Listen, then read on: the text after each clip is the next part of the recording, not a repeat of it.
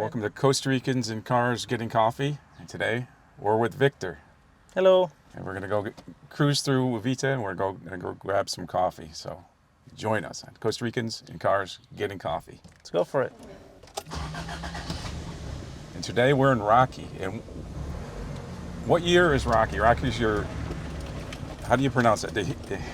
Daihatsu. Daihatsu. From 1992. 1992 Daihatsu. And it's got a moonroof here. We're cruising through here, and this car has seen a lot of action. It's the car that you use to bring your kayaks to the ocean in the kayak club.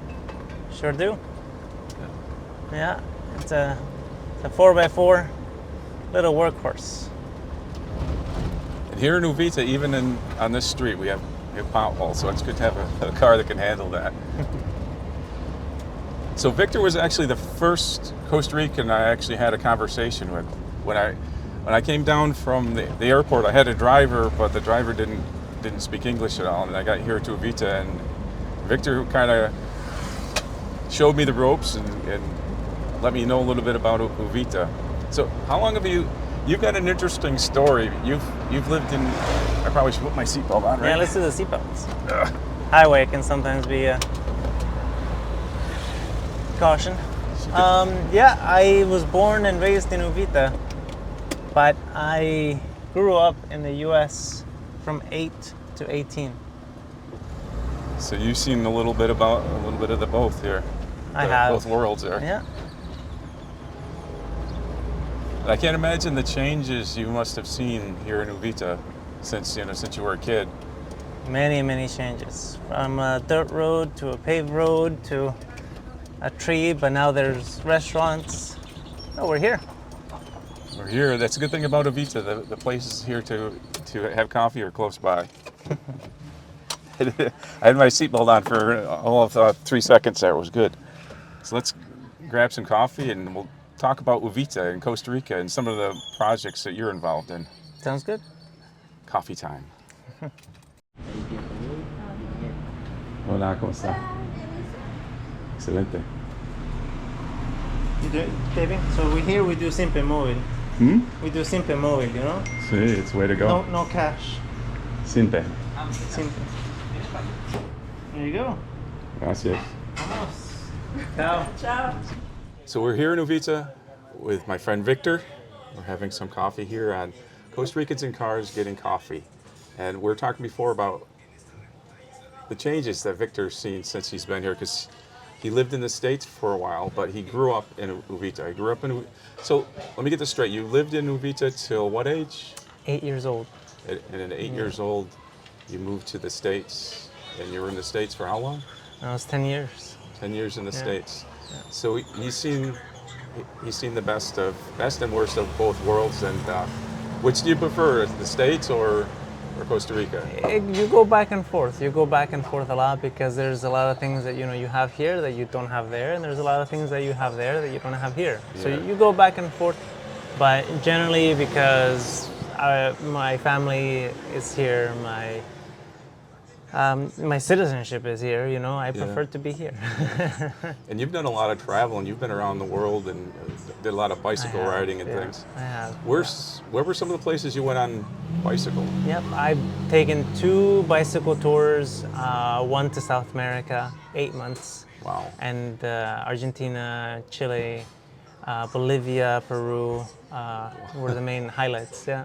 No, of course you see change throughout the world right now because as humans, we have perfected the art of development and the art of redefining our resources. So yeah, it goes back and forth. Which place is home? What do you call home? And just the changes I've seen here in Uvita in 4 years have been quite a bit. But I can't imagine since you were a little kid. I know that there was hardly any paved roads here when you were a little kid, right? Well, what I was just telling you, a little bit ago, it's you go from a bumpy road to a paved road, and then you go from where there was a tree, there's now a bank. So there's a lot of changes, of course. Yeah. Tourism is really a big part of the economy here, and like it's you see such a change during the high season. It goes from kind of a little bit more mellow during the green season, and a little bit more people during a lot more people during the high season. Yeah. It is kind of an interesting thing. I know a lot of people that depend on the tourist season. They during the off season they make the best of it. They they have other things that they do, and they work on preparing for the high season. You do some home improvement, you do some maintenance. Yeah. So one of the things that Victor's taught me is how to be safe on the ocean, and he has a business, Uvita Adventure Tours. Uvita Adventure Tours. I've been with Victor kayaking a lot of different places, but like we've been to the mangroves, which is really an interesting trip, and it's for if you don't want to go out into the ocean, that's kind of a good alternative. Plus, there's a lot of nature there. But we also have taken trips out on the ocean, which, for me, being somebody that grew up inland, having somebody like Victor there to tell you things to avoid and how to be more successful, like with waves, going out in the ocean on waves. Like for me, I can take the smallest wave and make it the biggest wipeout, but it's great having somebody experienced that they can teach you that thing. And I know when you go out on a kayak tour with Victor, that safety is the main important thing. And I know you've had a lot of training. I know that you've been to a lot of various training sessions and courses for what you do. So far, I have been certified as a tour guide in Costa Rica, which is not an easy feat. You have to do about 8 classes. You have to stay up to date with classes, because if you don't, you cannot recertify as a certified tour guide. So that, lifeguard courses, first aid courses that you have to do to recertify yourself, and then other courses apart from that, because you also want to always kind of be pushing the limit a little bit and learning new things, of course. Yeah, and you really know your stuff, and like being safe on the ocean, it's not an automatic thing. You have to be careful of so many things. Like even when you're planning like an outing and things, you're always looking at the ocean, and if the ocean is going to be too rough, you always err on the side of caution. If there's any chance of it being nasty, the kayak club doesn't go out, or don't take a tour out. So well, kayak club is, as you know, like a weekly thing. We do kayak club every Monday, and we do kayak tours any day of the week. But of course, you've been there. We've been to a beach, and everyone has their paddles ready to go, and I see the ocean, and the ocean just tells me no, and you listen to it. Yeah. You have to listen to the ocean and yourself. Yeah. Yeah, and it's just when I first got here, I think I had 2 paddle boards. I had 2 paddle boards, and I thought that I would do that, but being out there by yourself it is a lot different. The good thing about the kayak club here every Monday in Uvita is you meet so many people. You get the regulars going, and you kind of build friendships that way. I was talking before in another video about how to make friends, and that's a great resource.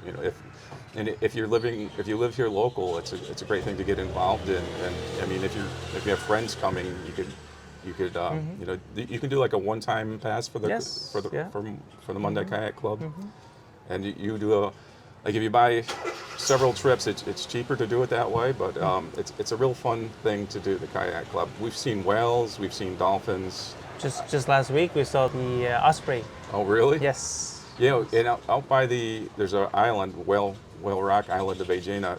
That's a really cool place to see a lot of birds and things. There's what's it, the brown-footed booby or whatever? They always come flying over all over the boats. So what advice would you give to somebody like coming to Uvita just to maximize their enjoyment here? Plan, but don't plan. So have like 2 days that you have planned, and then 1 or 3 days that you just have not planned at all. And that way you're a little flexible. That way, if you want to come here and watch people play soccer, or if you want to go to the beach, and that's a good mix. Yeah. Life is about a mix. Be flexible. Yeah. And the good thing about that, being flexible here, there's a lot of different options. There's so many different things that you can do. So, Yeah, don't try to cram too much into your time here. You need a vacation from your vacation. Yeah. One thing that I think that people misunderstand about Costa Rica is the rainy season. A lot of people think that the rainy season it's a washout all the time. And what would you say to people that are afraid to come? They only want to come like in December, January, February when the sun's blazing and I'm sweating like I am now. So what advice would you say about green season? Give it a shot? Not give it a shot? Well, it's not for everybody, right? So it's not for everybody. You either like it or you don't. And yes, of course, there are days where there's no rain, it's blue skies, but there are many days that there are rain, and it's just what keeps this area green. Yeah. Otherwise, it wouldn't be green, and otherwise, it wouldn't be what it is. Yeah. I love the rainy season myself.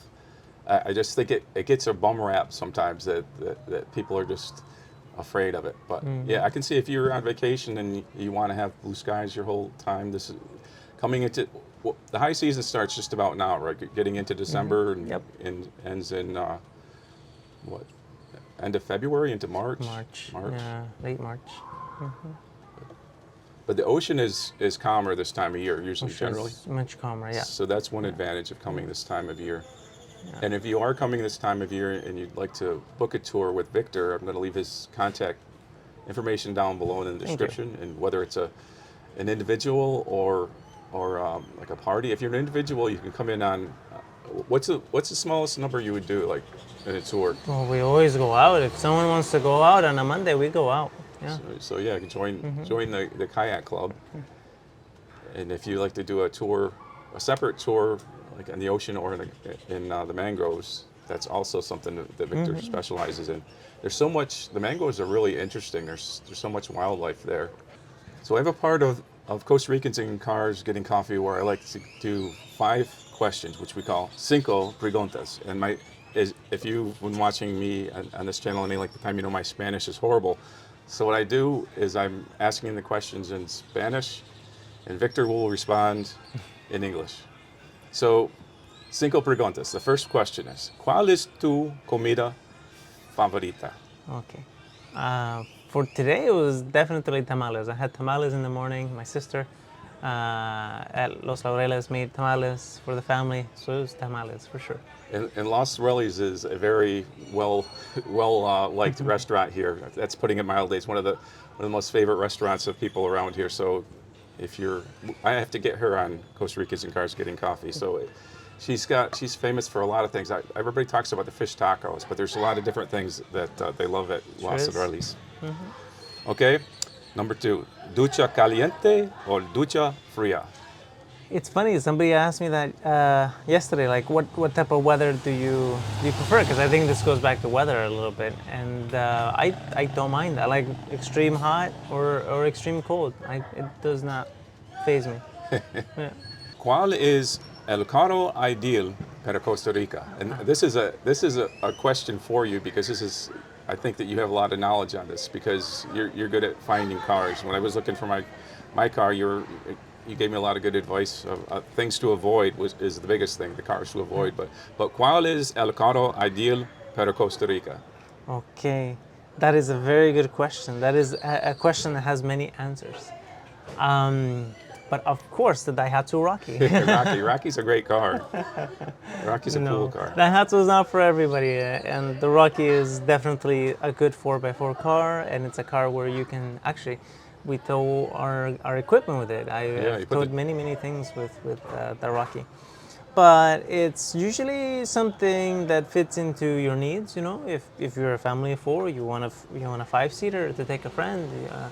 If you're a family of 6, then maybe you want something much bigger or 2 cars even. But no, as long as it starts. As long as it starts. That's a good beginning. Good car. Have a car that actually runs. And knowing a good mechanic is a really great thing. And you introduced me to my friend Josue over in San Isidro, and he's become more than just a mechanic. He's a friend. So it's funny. The first people you meet when you come to a new place, you know, like Victor being one of the first people I met, like they introduce you to other people who introduce you to other people. So it's an interesting thing. ¿A dónde te gusta ir cuando tienes tiempo libre? Bien dicho. Well, in my free time, usually my girlfriend and I, we take out the dogs and we take them out running, or we go for a walk, and yeah. Okay, here's the big question. The deep question. So, ¿qué significa Pura Vida para ti? Okay. So Pura Vida, you can actually do Pura Vida in Seattle, Washington. It really is just being able to have enough resources, just enough, not, just enough to say, okay, let's go for the weekend with the family. Let's go out to the beach. You can do this anywhere. It's just it's a being able to be at a point where you can and you should take that time off for yourself and just block everything else out and have an experience. Yeah, like a good work-life balance, kind of, in a way. Yeah, because sometimes we focus a lot on what's next, what comes next, what is our next goal, what is our next purchase, this and that, and it truly erodes into our human values. That no, we really should be focused more on experiences.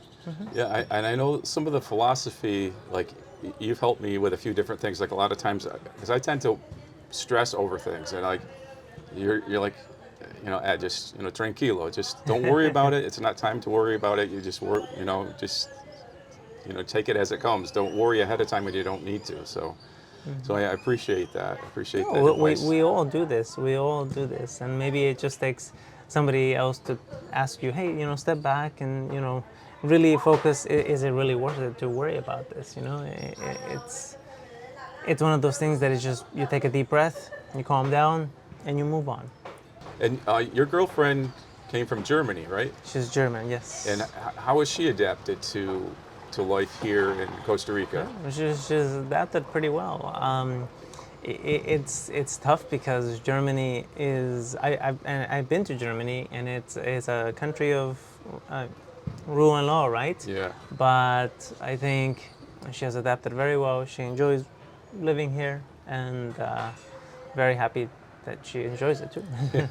And you both volunteer at Refugio. Am I saying that right? El Refugio. El Refugio. Yeah. El Refugio. It's the R's. Yeah, I'm messed up with the R's. So that's for dogs and cats, or is that just dogs? Dogs and cats, yes. Dogs and cats. Mostly it's my girlfriend volunteering. If I have to do a dog ambulance, dog transfer, cat transfer, Rusty. When I first got here, trying to learn Spanish, your father said to me, these words that I say all the time now. He goes, "Poco a poco, poco a poco," little by little. And I still, after 4 years, my Spanish isn't great, but it's better than it was. But you're trying. You're trying. That's what matters. So we're here, like Uvita in December. For me, being from upstate New York, where it's really cold and snowy, it's a lot different here. And I like the things like your sister, decorates the restaurant and all kinds of like big snowmen and stuff. And I love the parades that they have at Christmas time here. There's one in Bahia usually, and there's one here in Uvita. And what are some of the traditions that are different here in Costa Rica for Christmas that are different from the States? Like the tamales a tradition? Tamales are a tradition for us. Yes. I think what differs from the States is, yes, of course. If you're from the northern part of the U.S., you are used to snow and shoveling snow, and you won't be doing that here. No snow shovel. You'll be shoveling the sand. One of the things I wanted to touch back up on with you is the cool breeze nights. That's very common for December, late December. So we're used to very hot middays, but in the afternoon, nighttime, you get a cool breeze. So there's an interesting hut across the street that it's got a little bit of history to it. So can you tell me a little bit about that little interesting hut across the street? Of course. Before most 90 8% of Uvita existed. That little hut and that little building next to it were the first things here. Oh, wow. Yes. So that little hut used to be Cindy's little soda. Really? Yes. Wow. I it- didn't know that. Yeah.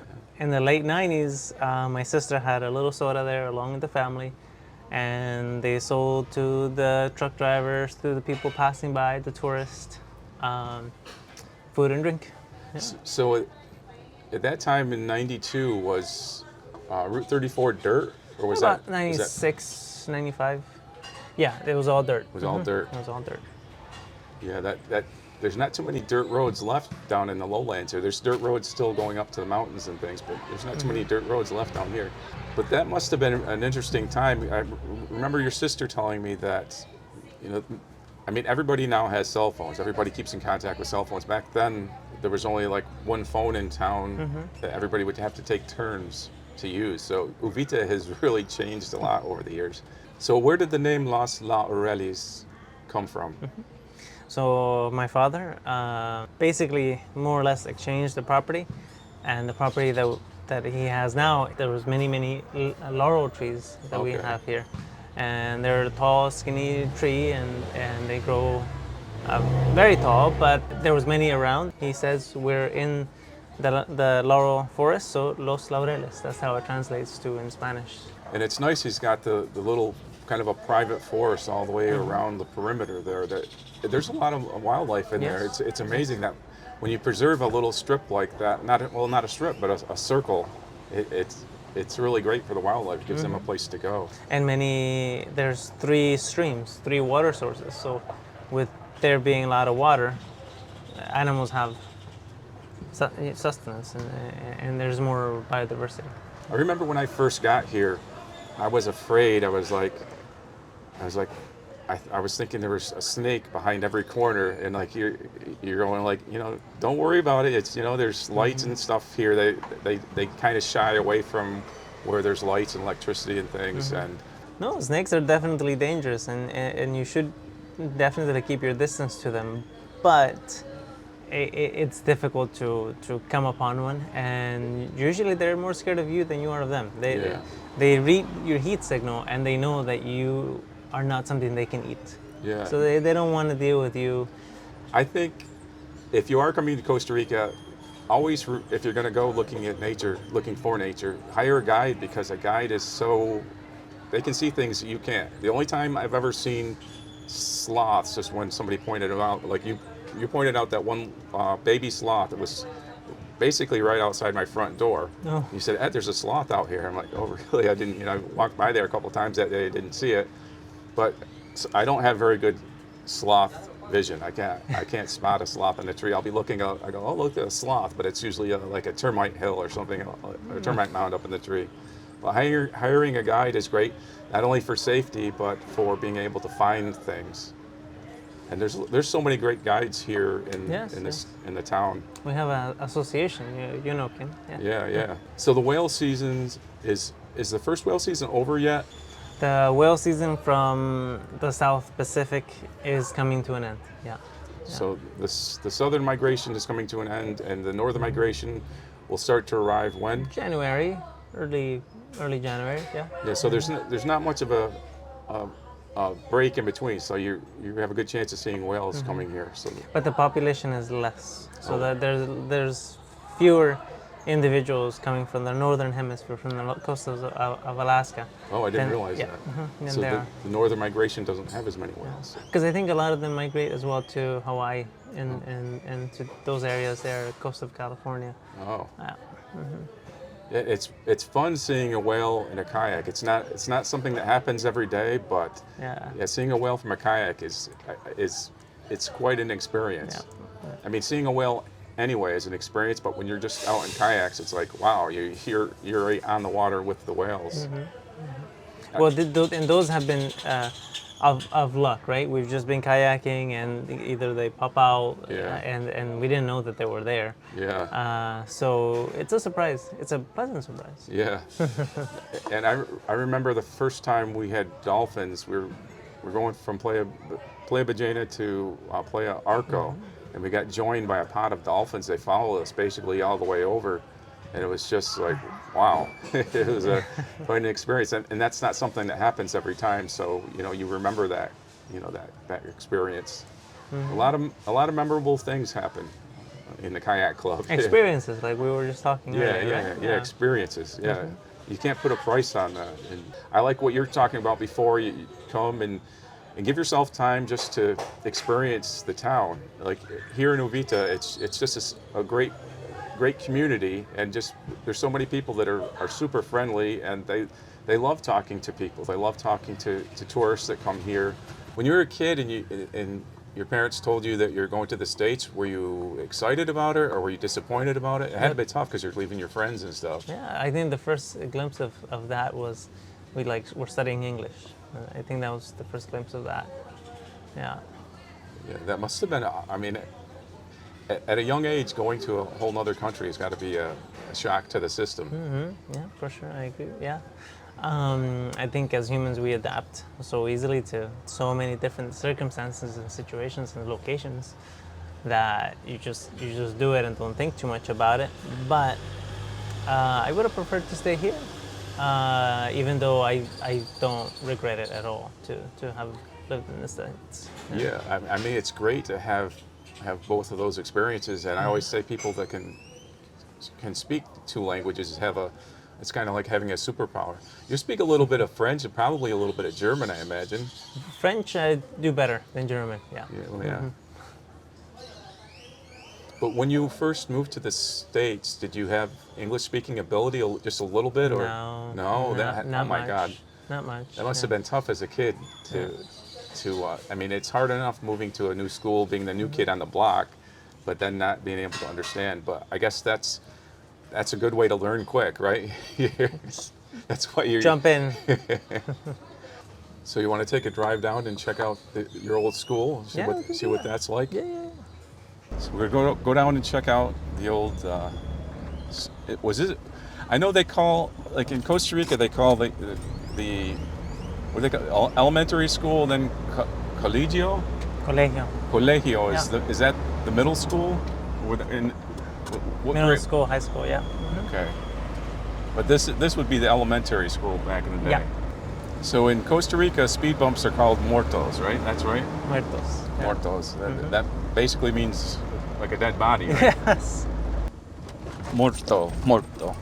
I love this road. This is a nice road just to ride a bike on. It's a dead-end road, and there's a soccer field down here. That over there, you see that little... Stone pile like? That little, yeah, it has like a little cone on top of it. That's when they first brought electricity to Uvita. Oh, wow. So that's the inauguration stone. Yeah.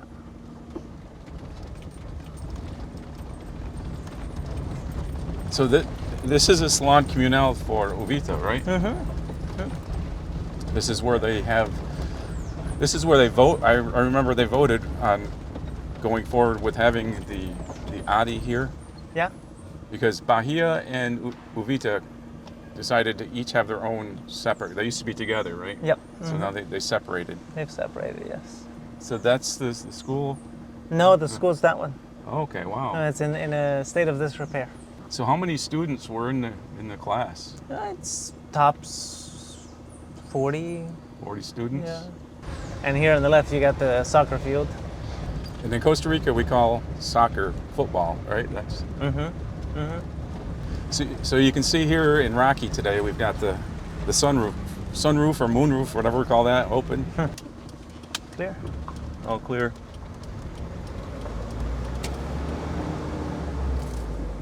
Oops.